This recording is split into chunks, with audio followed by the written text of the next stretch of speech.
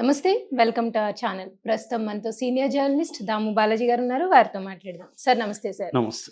Sir deep seek అనే China company వల్ల నిన్న షేర్ మార్కెట్ దాదాపు చాలా నష్టాన్ని చవిచూసింది సార్. అలాగే అమెరికన్ షేర్ మార్కెట్ మీద కూడా దీని ప్రభావం చాలా ఎక్కువగా కనిపించింది. అసలు ఈ డీప్ సీక్ అనే చైనా కంపెనీ ఏంటి సార్? ఎందుకని దానివల్ల షేర్ మార్కెట్ అంత పడిపోయింది నిన్న? ఇప్పుడు ప్రపంచవ్యాప్తంగా కుదిపేస్తున్న పేరు డీప్ సీక్ ఏఐ. ఇది దాదాపు నేనే కొన్ని పరిశీలిస్తే కొన్ని వందల వీడియోలు యూట్యూబ్లో దీని మీద 24 గంటల్లో వచ్చాయి. మనం డీప్ సీక్ అని కొడితే దాదాపు 1,00,000 పైన ఎంట్రీస్ కనిపిస్తూ ఉన్నాయి. అంటే ఏ స్థాయిలో అంటే డీప్ సీక్ అని ఏఐ ప్రపంచంలో ఉన్న ముఖ్యంగా యూరప్, అమెరికా, ఇండియా లాంటి స్టాక్ మార్కెట్లు కుప్పగూలిపోయినాయి. సో ఒక్క ఇండియాలోనే నిన్న 9,28,000 కోట్లు ఒక్కసారిగా లాస్లకి వచ్చేసింది, అంటే మాయమైనాయి. మనకి మామూలుగా ప్రధానంగా 2 సెన్సెక్స్లు ఉంటాయి. ఒకటి బిఎస్సి అంటారు, బాంబే స్టాక్ ఎక్స్చేంజ్ది, అది 30 కంపెనీస్ ఉంటాయి. అట్లాగే NSE, national stock exchange. Bombay stock exchange 824 పాయింట్లు ఒక రోజులో పడిపోయి 75,366 పాయింట్లకి చేరిపోయింది. అట్లాగే నిఫ్టీ 263 పాయింట్లు పడిపోయి 22,829 పాయింట్లకి పడిపోయింది. అంటే 23,000కి దిగకుండా ఉనింది గత కొంతకాలంగా, అది నిన్న దిగిపోయింది. అంటే ప్రధాన సెన్సెక్స్లు ఈ రెండు కలిపి దాదాపు 1% వరకు పడిపోతాయి. బిఎస్సి మిడ్ క్యాప్ అంటారు, అంటే large cap, mid cap, small cap అని 3 రకాలు ఉంటాయి. మిడ్ క్యాప్ ఏమో 2.7%, అంటే మిడ్ క్యాప్, స్మాల్ క్యాప్ ఎక్కువ పడిపోయినాయి. స్మాల్ క్యాప్ ఏమో 3.5% పడిపోయినాయి అన్నమాట. సో ఈ స్థాయిలో పడిపోవడానికి, ఇండియాలో స్టాక్ మార్కెట్ పడిపోవడానికి ప్రధాన కారణాలు కొన్ని చెప్తున్నారు. అందులో ఒకటి ఏంటంటే అమెరికా ఇటు కొలంబియా, లాటిన్ అమెరికన్ దేశానికి కొలంబియాకి ఆల్రెడీ 25% ట్యాక్స్ కట్ టారిఫ్ని పెంచింది. దీన్ని ఇంకా 50% చేస్తానని కూడా ప్రకటించాడు. దీనికి వ్యతిరేకంగా ఆ దేశ ప్రెసిడెంట్ గుస్తావో పెట్రో కూడా ఒక పెద్ద లేఖ రాశాడు. అది ఆంధ్రజ్యోతిలో కూడా అనువాదం అయింది ఈరోజు. అంటే ఆయన చాలా తీవ్రంగా వ్యతిరేకిస్తూ ఒక లేఖ రాశాడు. నన్ను చంపినా పర్వాలేదు, మీరు మహా అంటే నన్ను చంపుతారేమో, నేను రెడీగా ఉన్నాను, నేను కానీ మీకు తల ఉంచనని ఆయన ఇచ్చాడు. అలాగే మెక్సికో, కెనడా మీద కూడా ఫిబ్రవరి 1 నుంచి 25% టారిఫ్స్ వేస్తానని అనౌన్స్ చేశాడు. ఇది ప్రపంచవ్యాప్తంగా ఒక గందరగోళాన్ని, భయాందోళన క్రియేట్ చేసింది. ఎందుకంటే ట్రేడ్ వార్స్ వస్తాయి అన్న ఇది, దాని ప్రభావం ఇండియా మీద కూడా పడింది. అట్లాగే విత్డ్రాయల్స్, అంటే మన దేశంలో పెడుతున్న ఫారిన్ పోర్ట్ఫోలియో ఇన్వెస్ట్మెంట్ అంటారు, దాన్ని ఫారిన్ పోర్ట్ఫోలియో ఇన్వెస్ట్మెంట్లు విత్డ్రా చేసుకుంటున్నారు. అది జనవరి 24 వరకు చూసుకుంటే దాదాపు 64,64,156 కోట్లు విత్డ్రా చేసుకున్నారు. అంటే రోజుకి 2,000 నుంచి 5,000 వరకు కోట్ల విత్డ్రాయల్స్ జరుగుతున్నాయి. ఎప్పుడైతే ఫారిన్ పోర్ట్ఫోలియో ఇన్వెస్ట్మెంట్లు విత్డ్రా చేసుకోగానే ఇక్కడ పెడుతున్న రీటైల్ ఇన్వెస్టర్లు కానీ వీళ్ళందరూ ఒక భయాందోళనకు గురయ్యి వీళ్ళు అమ్మేసుకుంటారు అన్నమాట. అమ్మకాలు ఒత్తిడి నిన్న విపరీతంగా ఉన్నింది. అట్లాగే మూడోది డీప్ సీక్ అనే కంపెనీ, దాని గురించి నేను సపరేట్గా మాట్లాడతాను. నాలుగోది యుఎస్ ఫెడరల్ రిజర్వ్ వడ్డీ రేట్లు ఇప్పుడు త్వరలో రాబోతున్నాయి, వెన్స్డే రేపు. సో అవి పెంచరు అనేది, తగ్గవు, ఇంకా తగ్గితే కొద్దిగా ఆలంబన ఉంటుంది, తగ్గే ప్రసక్తి కనబడలేదు అన్నది కూడా ఒకటి. నెక్స్ట్ వచ్చి కార్పొరేట్ దాని ఏమంటారు, క్వార్టర్ రిజల్ట్స్ డిసెంబర్ది, అంటే లాస్ట్ ఇయర్ 3వ క్వార్టర్ రిజల్ట్స్ అనౌన్స్ కొన్ని కంపెనీలు చేస్తే అవన్నీ కూడా ఆశాజనకంగా లేవు. అంటే మన జీడిపి వృద్ధి రేటు కూడా సెప్టెంబర్ క్వార్టర్ నాటికి 5.4%కి పడిపోయింది. ఇది 2 ఏళ్లలో అతి తక్కువ అన్నమాట జీడిపి. అంటే మామూలుగా మన జీడిపి గ్రోత్ని 6 to 8% ఉండాలనేది పెట్టుకున్నారు, కానీ దానికంటే కూడా కింద పడిపోయింది. దానివల్ల కూడా ఇదవుతున్నారు. అంటే ముఖ్యంగా అర్బన్ కన్జంప్షన్ అనేది బాగా తగ్గిపోయింది. అట్లాగే డాలర్ బలపడుతుంది రోజు రోజుకి. ఇందాక చూస్తే నేను $1కి 86 రూపాయల 49 పైసలు. ఇది నాకు తెలిసి ఈ మధ్య కాలంలో ఇంత ఘోరంగా రూపీ పడిపోవడం అనేది ఫస్ట్ టైం. అట్లాగే బడ్జెట్ రాబోతుంది. ఆ బడ్జెట్కి ఆ బడ్జెట్లో అంత అనుకూలంగా ఏముండదు అన్న ఒక అంటే నిరాశజనకమైన అభిప్రాయాలు కూడా జనాల్లో ఉన్నాయి. ఈ కారణాలన్నిటితో మన ఇండియన్ స్టాక్ మార్కెట్ కుప్పకూలింది. కానీ అమెరికా స్టాక్ మార్కెట్‌లో ముఖ్యంగా టెక్ స్టాక్స్ అంటారు. టెక్ కంపెనీల స్టాక్స్ దారుణంగా పడిపోయినాయి. దీనికి ప్రధాన కారణం అమెరికా గాని, ఇటు యూరోప్‌లో గాని. దీనికి ప్రధాన కారణం డీప్ సీక్ అనే ఒక కంపెనీ. ఇది డీప్ సీక్ అనేది ఏంది? దానివల్ల అమెరికన్ కంపెనీలు ఎందుకు పడిపోయాయి అనేది ప్రధానంగా మన టాపిక్. దీనికి డీప్ సీక్ అనేది చైనా కంపెనీ. చైనాలో ఆర్టిఫిషియల్ ఇంటెలిజెన్స్ సంబంధించి చాలా కంపెనీలు ఉన్నాయి. ప్రధానంగా బైదు అని, టెన్సెట్ అని, అలీబాబా అని, సెన్స్ టైమ్ అని, 4 పారాడైమ్ అని, ఇటువా టెక్నాలజీ అని ఇలాగా చైనాలో కూడా ఆల్రెడీ ఉన్నాయి. అందులో డీప్ సీక్ అనేది ఈ చాట్ జీపీటీ మనకు పాపులర్. మనకి ఇప్పటివరకు నేను వాడేదైతే దాదాపు 5-6 వాడుతున్నాను. అందులో ఓపెన్ ఏఐ కంపెనీ వాళ్ళది చాట్ జీపీటీ, జెమినీ గూగుల్ వాళ్ళది జెమినై ఏఐ, తర్వాత కోపైలట్ మైక్రోసాఫ్ట్ వాళ్ళది, క్లాడ్ ఏఐ అంటారు. క్లాడ్ వచ్చి ఒకప్పుడు చాట్ జీపీటీలో పనిచేసిన వాళ్ళే బయటకు వచ్చి పెట్టారు. అదొకటి. ఇంకొకటి పెర్ప్లెక్సిటీ. ఈ 5 నేను రెగ్యులర్గా వాడుతుంటాను. అంటే ఇది జనరేటివ్ ఏఐ అంటారు. మనం ఏ క్వశ్చన్ అడిగినా ఇమీడియట్గా ఆన్సర్ సెకండ్స్లో వచ్చేస్తుంది. ఇప్పుడు హైదరాబాద్లో రియల్ ఎస్టేట్ ఎలా ఉంది, ఏ ఫ్యాక్టర్స్ రియల్ ఎస్టేట్ని ఇన్ఫ్లుయెన్స్ చేస్తున్నాయని మనం ప్రశ్న అడిగామనుకో, దీన్ని ప్రాంప్టింగ్ అంటారు ప్రశ్న అడగడానికి. ఇది అడగగానే మనకి సెకండ్స్లో ఆన్సర్ వచ్చేస్తుంది.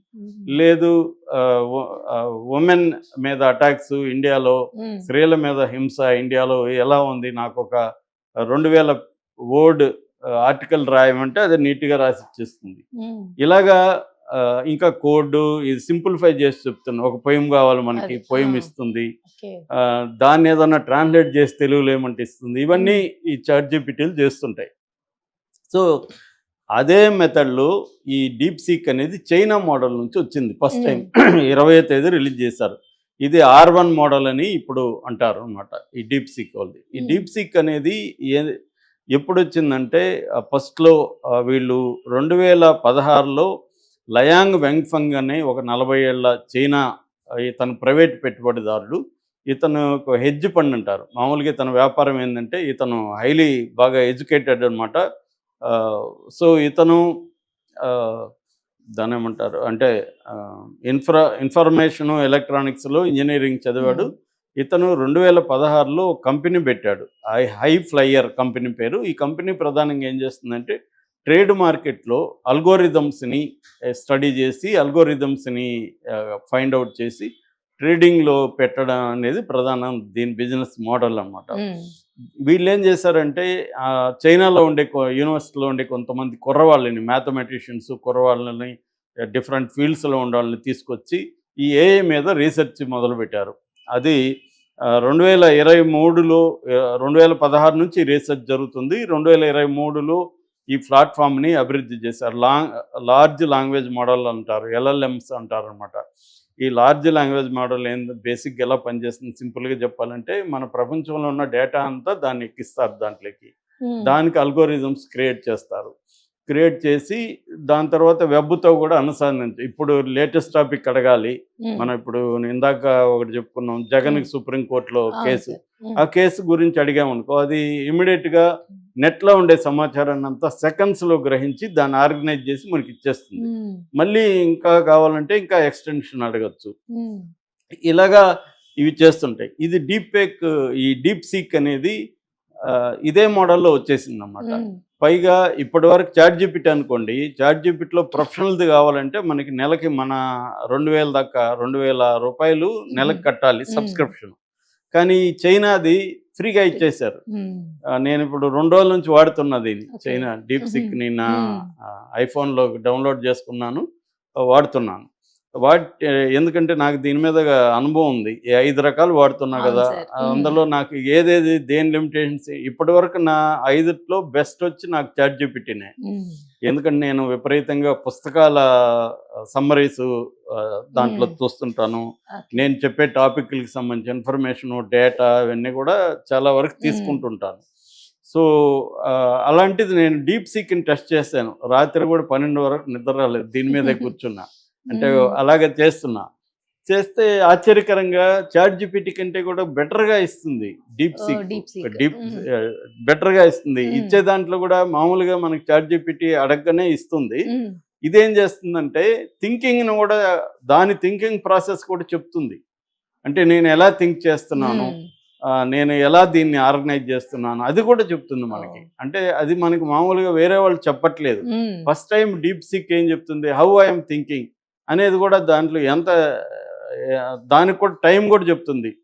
20 సెకండ్లలో నేను ఈ థింక్ ఇలా చేస్తున్నాను. మ్మ్. అంటే దాని లాజిక్ ఏంటి, ఒక విషయాన్ని ఎలా అర్థం చేసుకోవాలి, మ్మ్. దాని లాజిక్ ఏంటో కూడా చెప్పేస్తుంది మనకి. మ్మ్. దాని తర్వాత మనం అడిగింది నీట్గా ఆర్గనైజ్ చేసి ఇస్తుంది. నేను ఫర్ ఎగ్జాంపుల్ ఒక బుక్ PDF దీంట్లోకి అప్లోడ్ చేసి, ఈ బుక్ని నాకు సమ్మరీ చెప్పు, డీప్ అనాలిసిస్ చెప్పు, దీని మీద నీ క్రిటిసిజం చెప్పు, మ్మ్. ఇతరుల రెస్పాన్సెస్ చెప్పు అని అడిగాను. మ్మ్. ఇంత అడిగితే అది పట్ట అని మొత్తం దాని ఎసెన్స్ అంతా ఆ, చెప్పేసింది. మ్మ్. What went wrong with capitalism అనేది బుక్ అన్నమాట. రుచిర్ శర్మ అని ఆయన రాశాడు. మ్మ్. అది లేటెస్ట్ బుక్. దాన్ని అప్లోడ్ చేస్తే మాత్రం అది ఒప్పుకోలేదు. ఎందుకంటే ఇది మార్కెట్లో ఉంది, ఇది లీగల్ ప్రాబ్లమ్స్ వస్తాయి కాబట్టి నేను ఈ బుక్ని తీసుకోను అని చెప్పింది. మ్మ్. కానీ దాని మీద అనాలిసిస్ చేయంటే Analysis. మొత్తం రుచిర్ శర్మ వీడియోల్ని అన్నిటినీ యూట్యూబ్లో ఉన్నవి అన్నిటినీ అది అనలైజ్ చేసేసి మ్మ్.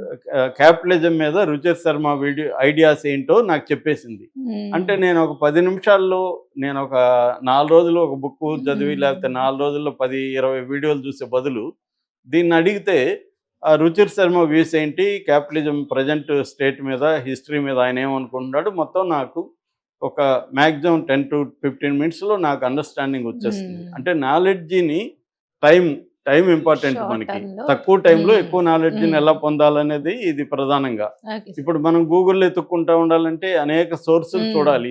అవన్నీ చూసి ఇది ఇస్తుంది.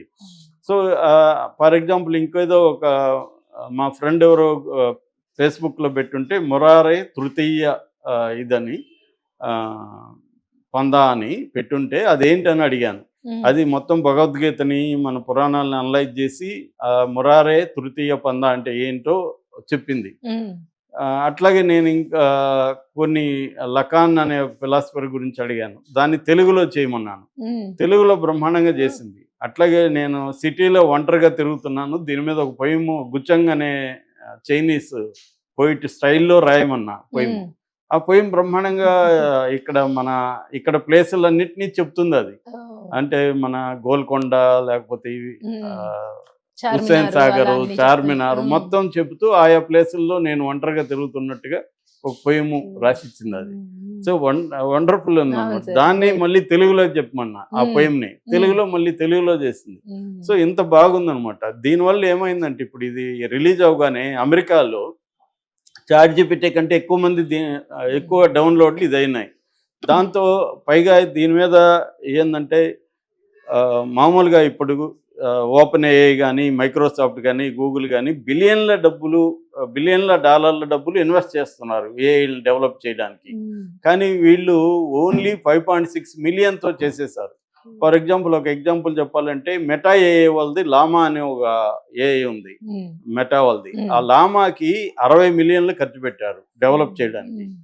ఇదే DeepSeekకి 6 మిలియన్లు కూడా ఖర్చు పెట్టాల. అంటే లామా ఖర్చులో 10% 10వ వంతు కూడా ఖర్చు పెట్టలే, చీపు. మ్మ్. రెండోది ఇది ఫ్రీగా ఇస్తున్నారు. మిగతా అన్ని జెమినీ కానీ, చాట్ జీపీటీ అన్నిటికీ మనం డబ్బులు కట్టాలి. Charge. నెలకి 2000 కట్టాలి. ఇది ఫ్రీ అనమాట. ఎన్నిసార్లన్నా మ్మ్. నిన్నెవరో ఒక ఆయన పెట్టాడు, నేను 2 లక్షల ప్రశ్నలు అడిగాను, అయినా కూడా అదేమి నాకు ఇబ్బంది పెట్టలేదని. మ్మ్. సో ఇది అందువల్ల అంటే చాట్ జీపీటీ కంటే కూడా బాగుంది మోడల్, చీప్గా ఉంది. ఇప్పుడు నేను February 1 నుంచి చాట్ జీపీటీకి సబ్స్క్రిప్షన్ కడదాం అనుకున్నా. యాక్చువల్గా 2000 నెలకు పొద్దుపోయింది, మనం ఎక్కువ వాడాలి కదా. కానీ నాకు ఇప్పుడు ఇది దొరికింది, నేను కట్టను, నాకు 2000 మిగిలినాయి. సో ఇలాగా అమెరికాలో కూడా దీన్ని ఎక్కువ చేసుకునేసరికి క్రాష్ అయిపోతుంది. దీంతో ఇప్పుడు అమెరికాలో